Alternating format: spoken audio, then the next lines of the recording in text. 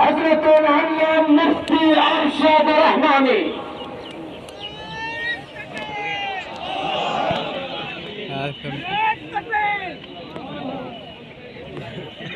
আসসালামু আলাইকুম ওয়া রাহমাতুল্লাহি ওয়া বারাকাতুহু।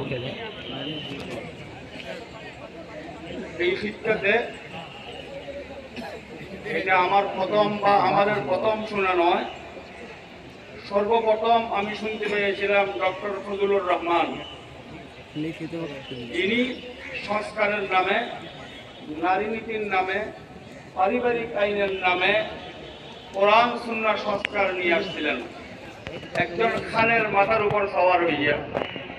সে খানের পরিণাম এই হয়েছিল, ওনার পরিবারের সদস্যরা, নাতি নাতনিরা আইয়ুব কুত্তা হাই হাই, আইয়ুব কুত্তা হাই হাই স্লোগান দিয়েছিল।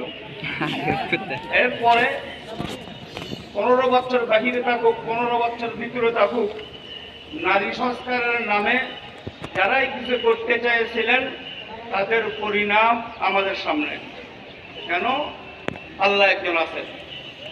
এখন 32 মাস পরে হোক আর 16 মাস পরে হোক, এই সংস্কারের নামে, যেটা মূলত কোরআন হাদিসের সংস্কার করা উদ্দেশ্য, নাউযুবিল্লাহ সুম্মা নাউযুবিল্লাহ, এদের পরিণাম তাই হবে।